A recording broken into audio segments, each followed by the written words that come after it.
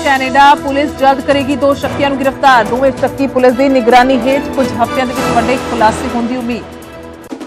ਬੜਾ ਕੇਸ ਦੇ ਵਿੱਚ ਐਸਆਈਟੀ ਨੇ ਮਜੀਠੀਆ ਤੋਂ 4 ਘੰਟੇ ਕੀਤੀ ਪੁੱਛਗਿੱਛ। ਮਜੀਠੀਆ ਬੋਲੇ ਮੈਂ ਪੁੱਛਗਿੱਛ ਤੋਂ नहीं डरदा, सानू लड़ाई लड़नी गुरुआं ने सिखाई। आप बोली जेकर मजीठिया सच्चे तो डर कादा। विक्रम मजीठिया नूं लैके सूत्रा के हवाले तो वड्डी खबर। एसआईटी ने मजीठिया नूं पुछे 20 सवाल, 15 सवालों के मजीठिया ने दिते ने अधूरे जवाब। अमेरिका दे विच शक्की हालातां दे विच भारती मूल के परिवार की मौत। पौश इलाके च स्थित घर तो मिलियां लाशां, माता पिता ते बेटी की मौत। कपिल शर्मा नूं हार्ट अटैक वाले परौंठे खवाउण वाले दी वधी परेशानी। पुलिस ने केस दर्ज करके वीर दविंदर नूं कीता गिरफ्तार। बाद दे विच जमानत ते छड्डिया, बिना इजाजत रात तक दुकान खोलण दा इल्जाम। अबोहर दे विच शहीद दे बुत दा अपमान करन दे मामले दे विच पुलिस ने अणपछातिਆਂ दे खिलाफ दर्ज कीती एफआईआर। इलाके दी सीसीटीवी खंगालन च जुटी पुलिस। शहीद उधम सिंह दे बुत तो पिस्तौल हुई सी चोरी। नवा शहर के पिंड कमालगढ़ के नेड़े कार ते बाइक के विचाले जबरदस्त टक्कर। 2 प्रवासी मजदूरों की मौत। हादसे तो बाद ड्राइवर कार छड्ड के फरार। तरनतारन दे विच सरहदी नेड़े बीएसएफ ने फिर पाकिस्तान की नापाक साजिश की नाकाम। सर्च ऑपरेशन के दौरान 500 ग्राम हैरोइन के सने एक पाकिस्तानी ड्रोन बरामद। पिंड माड़ी कंबुके के खेतों के विच हुई बरामद। पंजाब के सने उत्तर भारत च कड़ाके की ठंड जारी। बर्फीलियां हवावां ने हाथ पैर कीते सुन। शनिवार रहा सीजन का सब तो ठंडा दिन। नवे साल मौके पहाड़ों च हो सकती है बर्फबारी।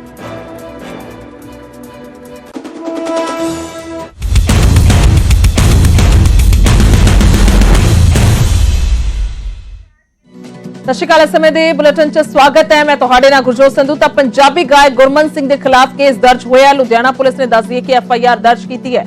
दरेसी थाने दे विच धारा 295 ए दे तहत एफआईआर दर्ज की गई। यानी कि धार्मिक भावनावां नूं भड़काउण दा इल्जाम लग्या है। शनिदेव दे गलत टिप्पणी करन दा इल्जाम लग्या है। शनिदेव ते गलत टिप्पणी करन दा इल्जाम लग्या है। एक गीत दे विच दस दईए कि भगवान शनिदेव ते गलत टिप्पणी दा इल्जाम लग्या है। पंडित दीपक शर्मा ने यह मामला दर्ज कराया है। शिकायतकर्ता ने कानूनी कार्रवाई दी।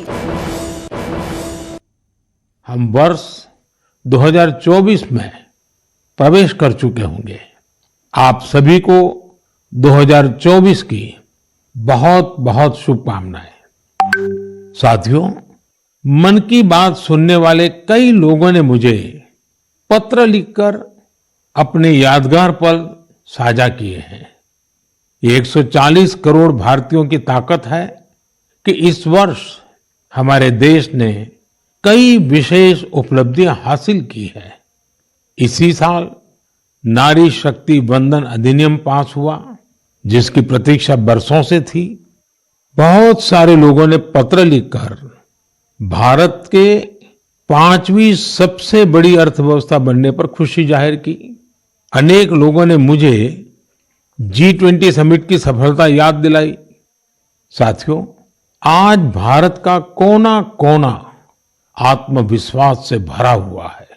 विकसित भारत की भावना से, आत्मनिर्भरता की भावना से ओतप्रोत है। 2024 में भी हमें इसी भावना और मोमेंटम को बनाए रखना है। दिवाली पर रिकॉर्ड कारोबार ने ये साबित किया कि हर भारतीय वोकल फॉर लोकल के मंत्र को महत्व दे रहा है। साथियों, आज भी कई लोग मुझे चंद्रयान 3 की सफलता को लेकर संदेश भेजते रहे हैं। मुझे विश्वास है कि मेरी तरह आप भी हमारे वैज्ञानिकों और विशेषकर महिला वैज्ञानिकों को लेकर गर्व का अनुभव करते होंगे।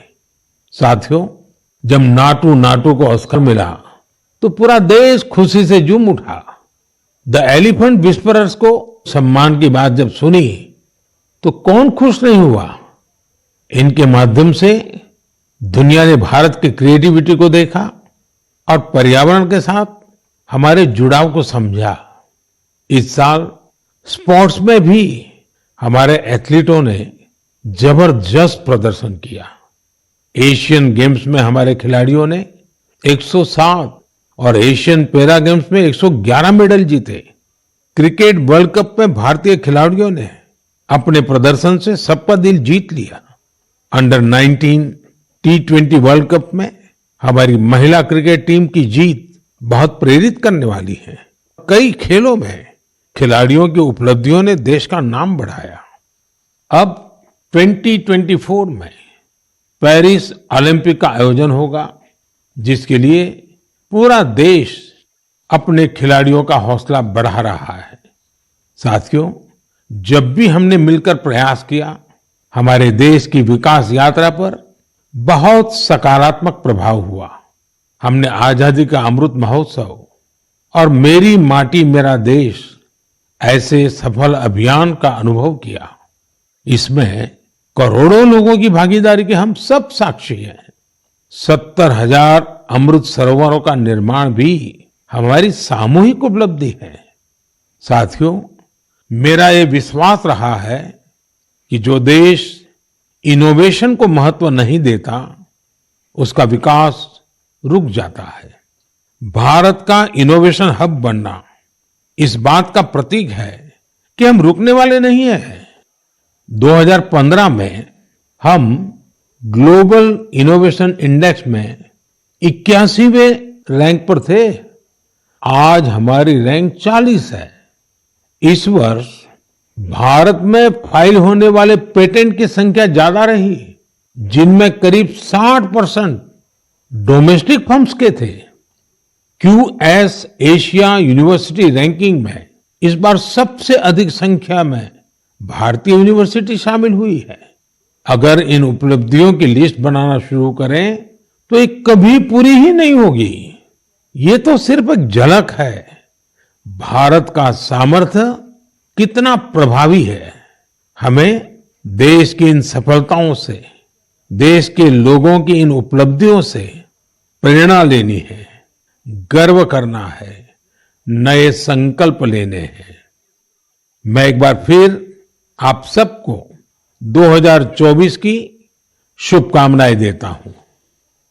मेरे परिवारजनों, हमने अभी भारत को लेकर हर तरफ जो आशा और उत्साह है उसकी चर्चा की। ये आशा और उम्मीद बहुत अच्छी है। जब भारत विकसित होगा तो इसका सबसे अधिक लाभ युवाओं को ही होगा। लेकिन युवाओं को इसका लाभ तब और ज्यादा मिलेगा जब वो फिट होंगे। आजकल हम देखते हैं कि लाइफस्टाइल रिलेटेड डिसीज के बारे में कितनी बातें होती हैं। यह हम सभी के लिए, खासकर युवाओं के लिए ज्यादा चिंता की बात है।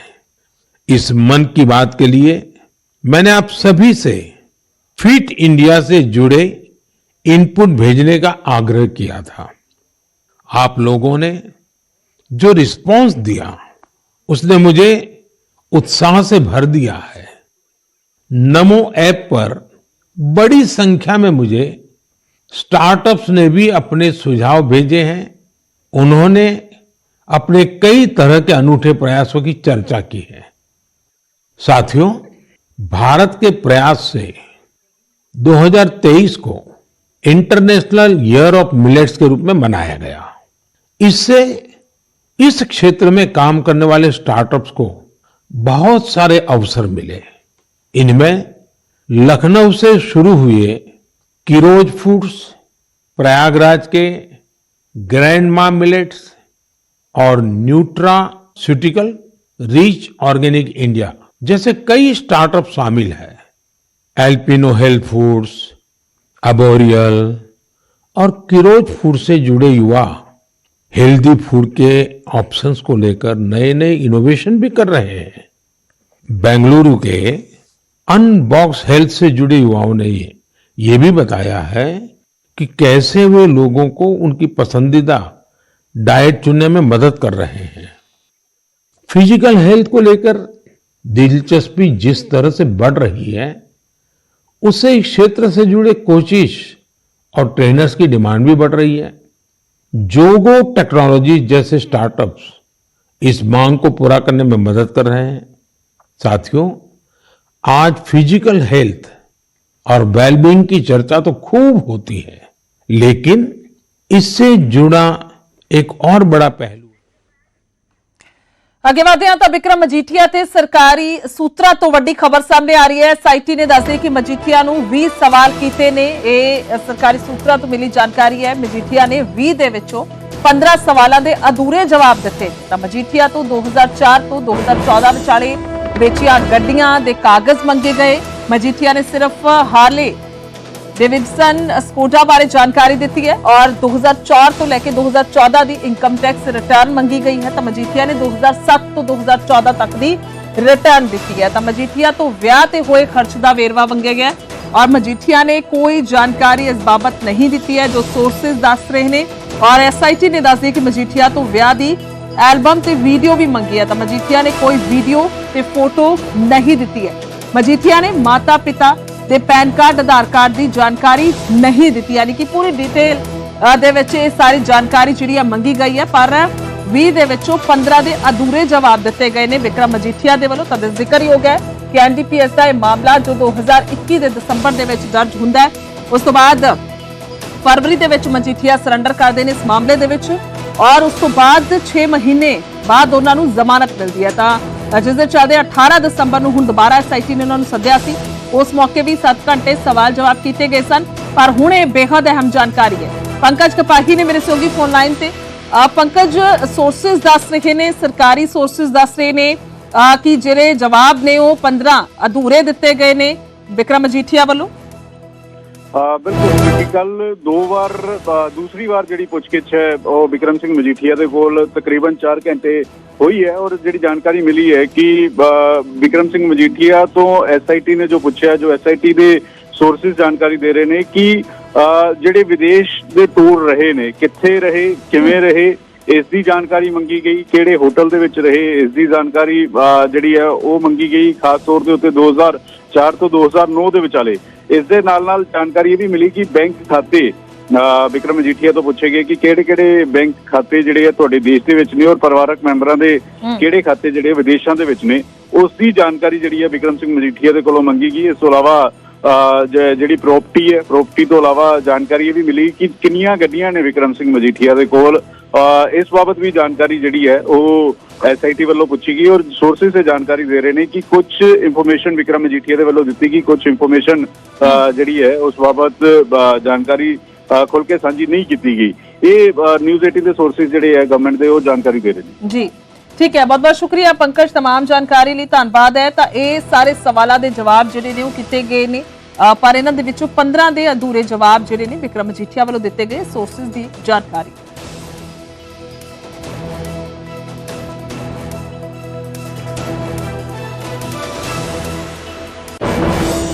ਜਿਹੜੇ ਹਾਈ ਕੋਰਟ ਦੇ ਆਨਰੇਬਲ ਹਾਈ ਕੋਰਟ ਦੇ ਆਰਡਰ ਸਨ 10/8/22 ਦੇ, ਉਹ ਕਿੱਥੇ ਨਹੀਂ ਇਹ ਗੱਲ ਕਹਿੰਦੇ ਕਿ ਮੈਨੂੰ ਕਿਸੇ ਸਿੱਟ ਅੱਗੇ ਜਾ ਕੇ ਪੇਸ਼ ਹੋਣ ਦੀ ਲੋੜ ਹੈ। ਮਗਰ ਕਿਉਂਕਿ ਮੈਂ ਲਾਅ ਅਬਾਈਡਿੰਗ ਸਿਟੀਜ਼ਨ ਆ, ਮੈਂ ਚਾਹੁੰਦਾ ਸੱਚਾਈ ਸਾਹਮਣੇ ਆਵੇ। ਮੈਂ ਅੱਜ 5ਵੀਂ ਵਾਰੀ ਪੇਸ਼ ਹੋਇਆ ਔਰ ਜਦ ਕਿ ਇਹ ਚਰਚਾਵਾਂ ਬੜੀਆਂ ਗਰਮ ਸੀ ਕਿ ਹੁਣ ਪੁਰਾਣੇ ਕੇਸ 'ਚ ਤਾਂ ਕੁਝ ਬਣ ਨਹੀਂ ਰਿਹਾ, ਨਵਾਂ ਦੇ ਦਿਆਂਗੇ। ਮੈਂ ਤੁਹਾਨੂੰ ਪਹਿਲਾਂ ਵੀ ਕਿਹਾ ਸੀਗਾ ਕਿ ਕੇਸਾਂ ਕੂਸਾਂ ਤੋਂ ਮਜੀਠੀਆ ਨਹੀਂ ਡਰਨ ਵਾਲਾ ਔਰ ਜੇ ਪਾਉਣਾ ਨਾ ਤਾਂ ਜੀ ਸੱਦ ਕੇ ਪਾਇਓ। ਮਗਰ CM ਸਾਹਿਬ ਫਿਰ ਇਸ ਗੱਲ ਨੂੰ ਓਨ ਕਰਿਓ। ਧਮਕੀਆਂ ਤੋਂ ਨਾ ਮੈਂ ਪਰਵਾਹ ਕੀਤੀ ਨਾ ਮੈਂ ਕਰਾਂ। ਲੜਾਈ ਲੜਨੀ ਗੁਰੂ ਦੇ ਸਿੱਖ ਨੂੰ, ਗੁਰੂ ਸਾਹਿਬਾਨਾਂ ਤੋਂ ਸਾਨੂੰ ਇਹ ਸਮੱਤ ਔਰ ਗੁੜਤੀ ਮਿਲੀ ਹੈ। ਔਰ ਜਿਹੜਾ ਇਹ ਹਫਤਾ ਲੰਘਿਆ ਸ਼ਹੀਦੀ ਸਪਤਾਹ, ਇਹਦੇ 'ਚ ਤਾਂ ਖਾਸ ਤੌਰ ਤੇ ਜਿਵੇਂ ਕਹਿ ਲੈਣਾ ਕੁੱਟ-ਕੁੱਟ ਕੇ ਛੋਟੇ ਸਾਹਿਬਜ਼ਾਦਿਆਂ ਨੇ, ਵੱਡਿਆਂ ਨੇ, ਗੁਰੂ ਸਾਹਿਬ ਨੇ, ਇਹ ਹਰ ਉਸ ਗੁਰੂ ਘਰ ਦੇ ਸਿੱਖ 'ਚ ਇਹ ਗੱਲ ਭਰ ਕੇ ਪਾਤੀ ਕਿ ਭਾਈ ਲੜਾਈ ਲੜਨੀ ਪੈਂਦੀ ਹੈ ਹੱਕ ਸੱਚ ਦੀ। ਲੜਨ ਨੂੰ ਮੈਂ ਤਿਆਰ ਹਾਂ। ਆਰ ਪਾਰ ਦੀ ਲੜਾਈ ਆ, ਲੜਾਂਗੇ। ਪੰਜਾਬ ਦੇ ਮੁੱਦੇ ਪਹਿਲਾਂ, ਜੇ ਤੁਸੀਂ ਸਮਝੋ ਕਿ ਪੰਜਾਬ ਦੇ ਮੁੱਦੇ ਉਠਾਉਣ ਤੋਂ ਮੈਨੂੰ ਇਸ ਤਰ੍ਹਾਂ ਰੋਕ ਲਓਗੇ, ਮੈਂ ਉਸ ਦਿਨ ਵੀ ਕਹਿ ਕੇ ਗਿਆ ਸੀ।